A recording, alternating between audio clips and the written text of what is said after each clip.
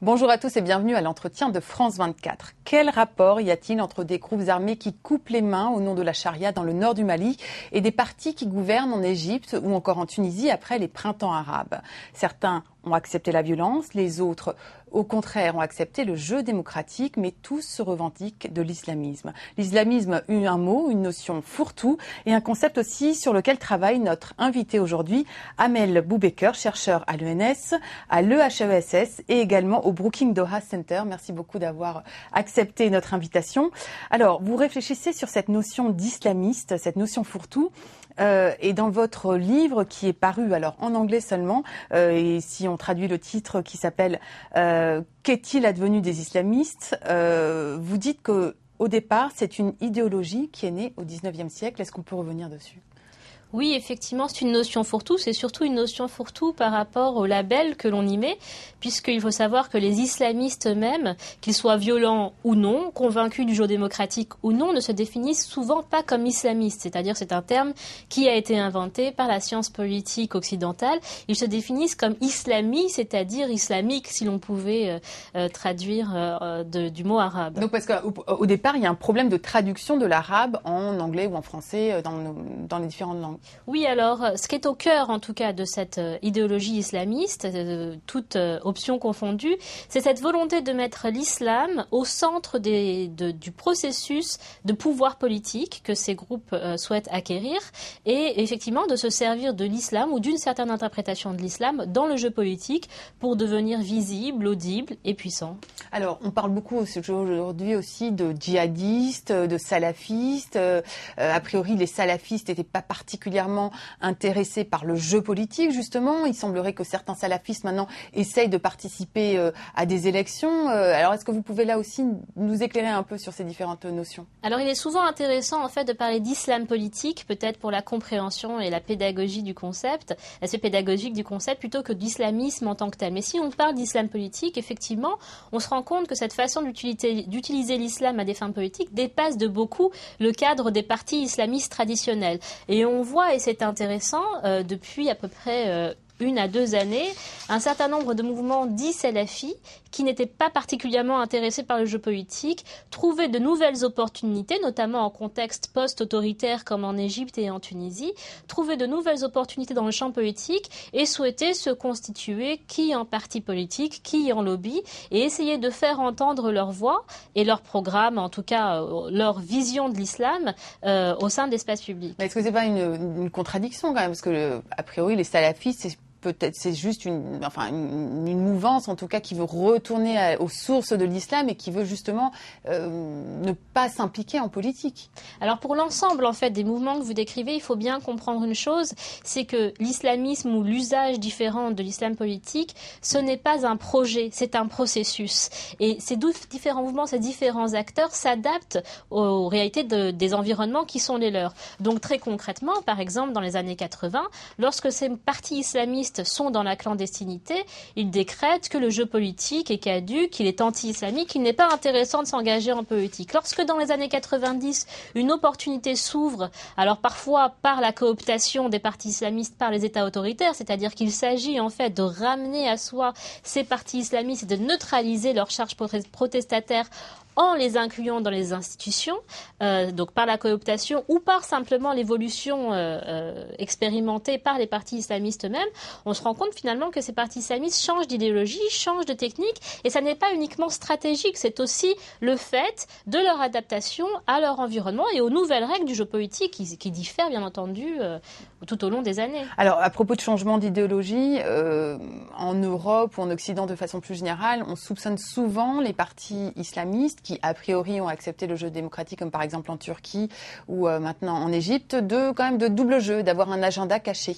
Vous qui travaillez sur ces groupes, qu'est-ce que vous en pensez ? Je crois que cette notion de double jeu n'est pas pertinente. Par contre, il y a effectivement différents éléments de langage et différents discours.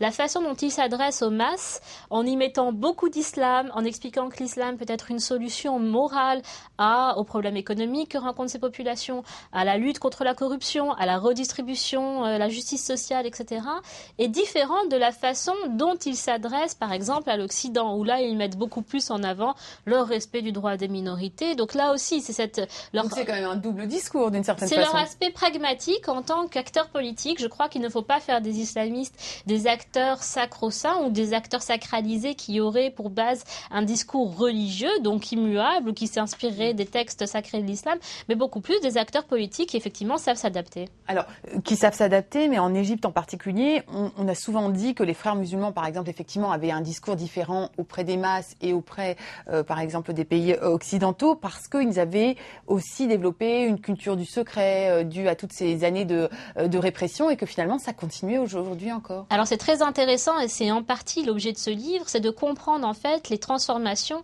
que l'usage politique de l'islam, y compris au sein des partis islamistes, a expérimenté. Et donc, on se rend compte que dans un parti ou dans un mouvement comme celui des frères musulmans en Égypte, les aspects organisationnels, le fait de faire sa bay'a, de faire une allégeance, par exemple, à votre hiérarchie, sont en train de disparaître avec l'arrivée de nouveaux membres d'une nouvelle génération de frères musulmans qui, elle, remet en cause la façon dont l'islamisme devrait être une organisation figée, cadrée, avec des buts particuliers qui seraient, pour les condenser, l'établissement d'un État islamique, la conversion massive des masses musulmanes à cette idéologie. Et donc là, on voit vraiment comment cette idéologie est retravaillée de l'intérieur dans un mouvement comme celui des frères musulmans. Et là, il y a une diversité d'opinions, de méthodes et de visées politiques qui est un fait et qui est intéressante pour comprendre comment, par exemple, un mouvement comme les frères musulmans ont transformé leur usage de l'islam politique.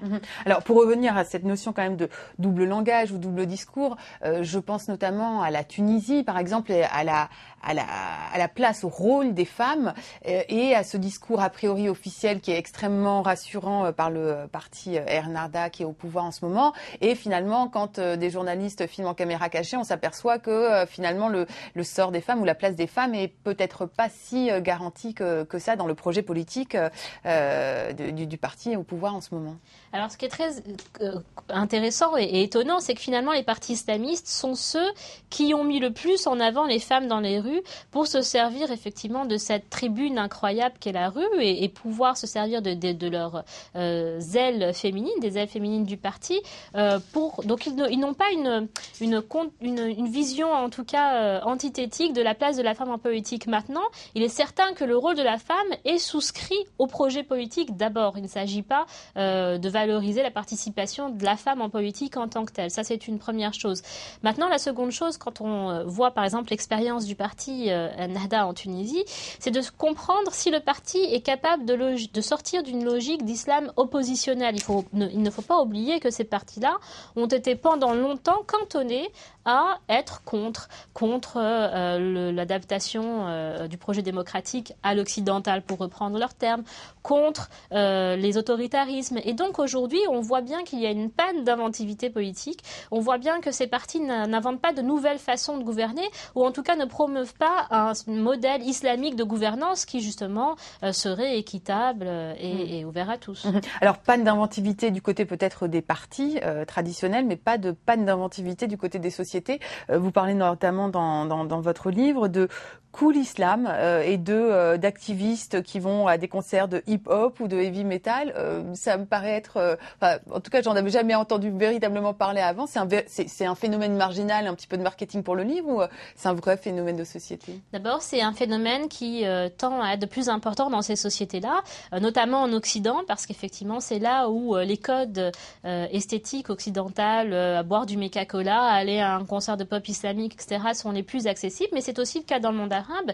Et en fait, c'était la conséquence logique de la transformation d'un islamisme qui s'est peut-être, ou en tout cas de partis islamistes qui se sont sans doute enfermés dans leur rôle de parti représentatif et qui ont oublié, ou en tout cas dans leur objectif de conquête du pouvoir et des institutions, et qui ont oublié en fait les transformations que les masses expérimentaient. Et les masses, elles sont en train d'utiliser l'islam politique de façon complètement différente. Alors concrètement, ça donne par exemple des jeunes gens qui ne voient pas la valeur ajoutée ajouter, ou l'intérêt de militer dans un parti islamiste pour se faire entendre, mais peut-être de devenir consultant en finance islamique, de donner des conférences en management islamique ou des chanteurs de pop islamique et de faire le tour du monde, et à ce moment-là de pouvoir toucher le maximum de personnes avec en leur cœur, au cœur de leur message, l'idée qu'effectivement l'islam reste quand même toujours la solution à tous leurs problèmes. Mais sans visée politique. Alors, tout est politique. Est-ce qu'il s'agit effectivement de se limiter au sens du parti stricto sensu? Non, ce n'est plus le cas. Mais est-ce qu'il s'agit de faire en sorte qu'il y ait une prise de conscience des musulmans de leur poids politique, de leur importance et de leur capacité de changer leur environnement? Oui, bien entendu, même à travers l'organisation d'un concert de pop islamique. Je vous remercie beaucoup, Amel Boubaker, pour votre éclairage sur l'islamisme et les différentes facettes de l'islam politique. Voilà, c'est la fin de cet entretien. Vous pouvez le retrouver sur notre site internet france24.com en français, en anglais et en arabe.